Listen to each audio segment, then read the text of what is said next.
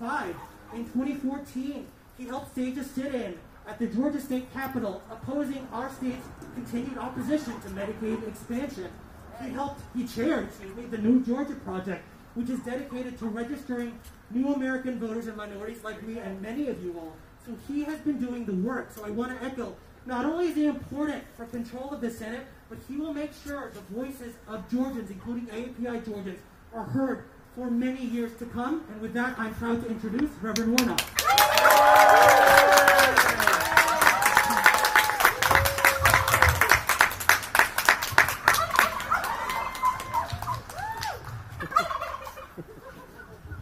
Well, hello, everybody. All right, it's Sunday, and I'm a Baptist preacher. Make a little bit more noise. Hello, everybody. Listen, I'm so excited and delighted to be here. And we are on the precipice of something very special here in Georgia. We have flipped this state blue. And come January 5th, John Ossoff and I, with your help, we're going to seal the deal. Are you ready? Yeah. It's wonderful to be here. I want to thank Andrew Yang for coming to be with us here in Georgia.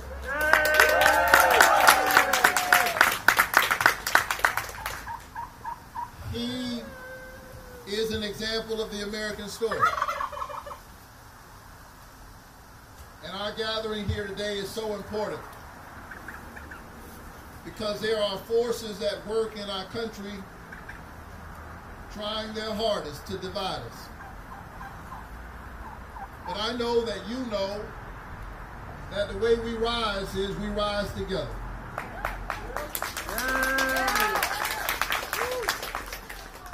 And so I'm just so excited about what's happening in the AAPI community, that you have doubled your voter turnout between 2016 and 2020.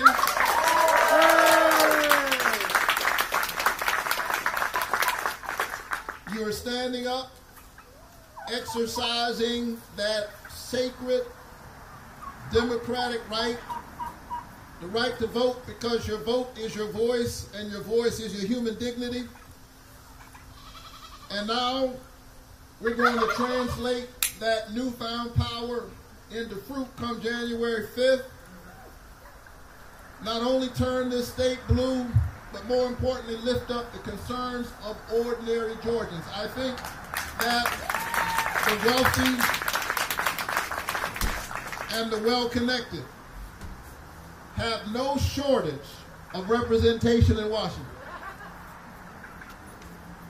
They are not suffering for lack of representation, but it's ordinary people. It's the people who we call essential workers, but we're not paying them an essential wage.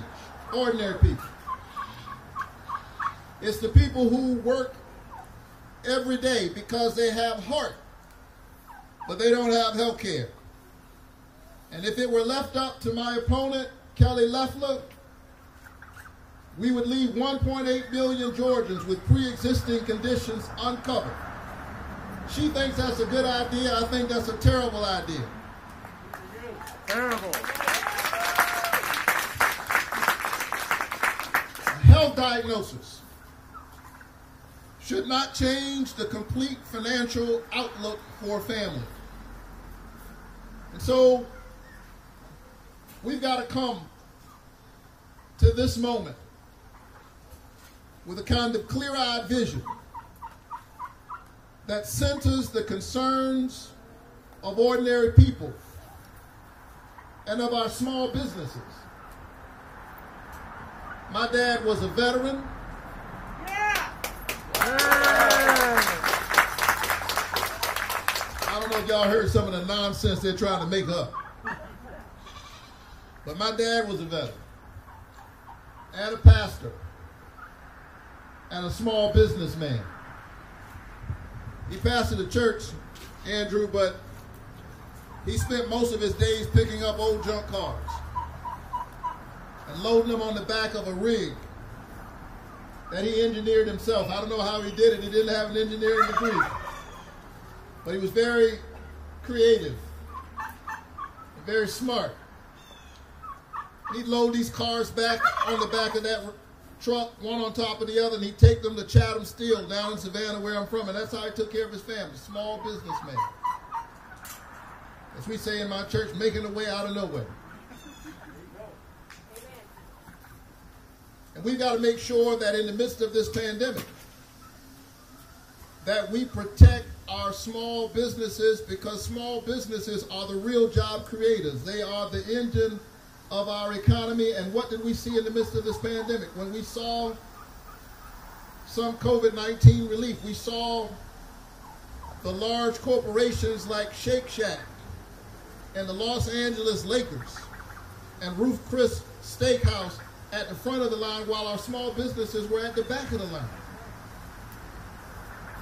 You think Kelly Loeffler is going to do anything about that? No.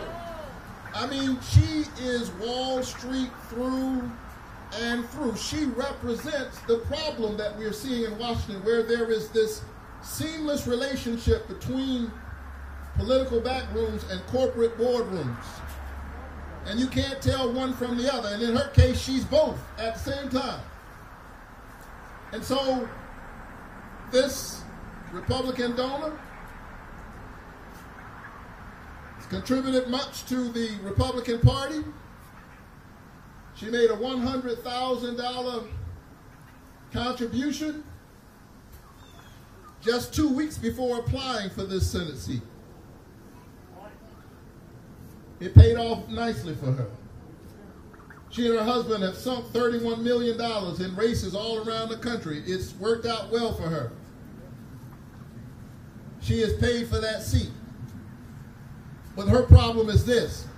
The people who sold her that seat don't own that seat. It belongs to the people of Georgia. And come January 5th, the people of Georgia are coming to get their seat back. That's right.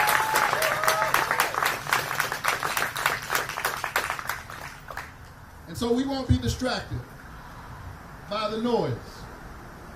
We know that we are tied together. And that's why when Stacey Abrams came to me several years ago and said, I'm starting something called the New Georgia Project, and I'm wondering if you'll work with me, I raised my hand. Of course I'll work with you.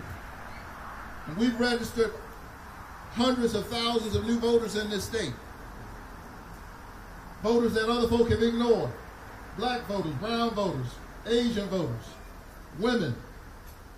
And now they're standing up in this moment.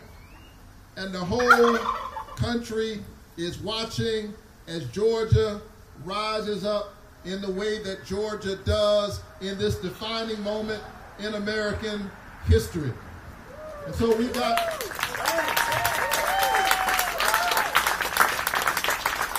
So tell your friends, we got more work to do.